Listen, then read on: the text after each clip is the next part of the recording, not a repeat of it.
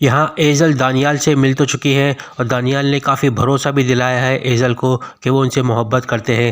लेकिन यहाँ पे डाउटफुल है एज़ल, क्योंकि ये कौन सा ऐसा शख्स है जो सारी डिटेल जानता है, मेरी हर चीज़ के बारे में इसको पता है, और कौन दे रहा है इसको इन्फॉर्मेशन। ये सब काफ़ी तशवीशनाक है एज़ल के लिए, क्योंकि दानियाल इरसा से बातों ही बातों में एज़ल की इन्फॉर्मेशन निकालते रहते हैं। यहाँ कमाल साहब को भी काफ़ी शक होने लगा है इरसा के ऊपर, क्योंकि वो सालगिरह में नहीं गई थी एज़ल की, और वो सोचने पर मजबूर हैं कि वो कौन शख्स है जिसके लिए वो अपना घर का इवेंट छोड़ के दूसरे के इवेंट में चले गई। और फिर यहाँ पे एज़ल भी अब खामोश नहीं रहेंगी, वो भी अब इन्फॉर्मेशन निकालने की कोशिश करेंगी। दानियाल को ये सारी बातें कौन बता रहा है, घर में तो सिर्फ 3 अफराद हैं, तो इन तीनों में से कौन हो सकता है। यहाँ पे शक जाएगा फिर इरसा के ऊपर, इरसा से क्या ताल्लुक़ है। इसी इन्फॉर्मेशन को निकालने के लिए उनका मोबाइल चेक करेंगी, और जब इनके हाथ में इनका मोबाइल आएगा तो जब पता चलेगा कि दानियाल का लिंक इनके साथ जुड़ा हुआ है, और फिर उसके बाद एज़ल खामोश रहेंगी और ये बात किसी को नहीं बताएंगी, क्योंकि वो ख़ुद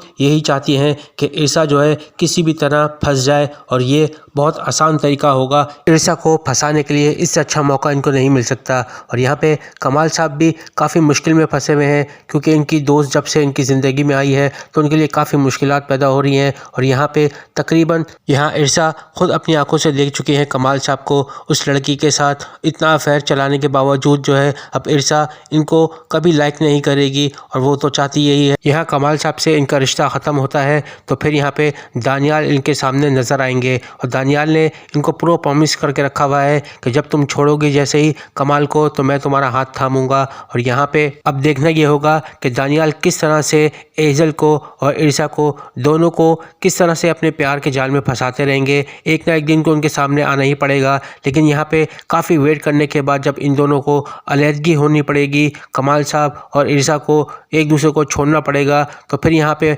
फ़ायदा उठाएंगे दानियाल, और दानियाल जाएंगे डायरेक्ट एज़ल के पास, क्योंकि अब वहाँ पे इरसा होगी नहीं, और इस चीज़ का फ़ायदा एक और शख्स उठाएगा। और वो शख्स कौन होगा? जी हाँ, वो होगी एज़ल, क्योंकि एज़ल तो यही चाहती थी कि किसी भी तरह किसी भी हाल में चली जाए इरसा। जब लड़के अपने घर चली जाएंगी और फिर वहाँ पे इंतज़ार करेंगी दानियाल का, और फिर दानियाल इनको काफ़ी वेट करवाएंगे, क्योंकि उनका फोकस होगा एज़ल के ऊपर, और एज़ल को तो सब कुछ मालूम हो चुका होगा। लेकिन वहाँ पे वो सिर्फ झांसा दे रही होंगी दानियाल को, और जब दोनों का राज फाश हो जाएगा तो फिर क्या कुछ होगा। जब ये सारे मामलात हो जाएंगे तो यहाँ दानियाल किसको ग्रीन सिग्नल देंगे और कौन शख्स है जो आने वाला है। और फिर यहाँ पे ट्विस्ट आएगा जब एज़ल को पता चलेगा ये तो जमशेद है, जमशेद ने सारी प्लानिंग बनाई थी। और यहाँ पे अब देखना ये होगा क्या एज़ल इरसा को या फिर कमाल साहब को दोनों को बताती हैं जमशेद के बारे में या फिर नहीं। ऐसी और भी अपडेट आपको इसी चैनल पे मिलती रहेगी, तो प्लीज़ वीडियो लाइक कीजिए, सब्सक्राइब कीजिए। अल्लाह हाफ़िज़।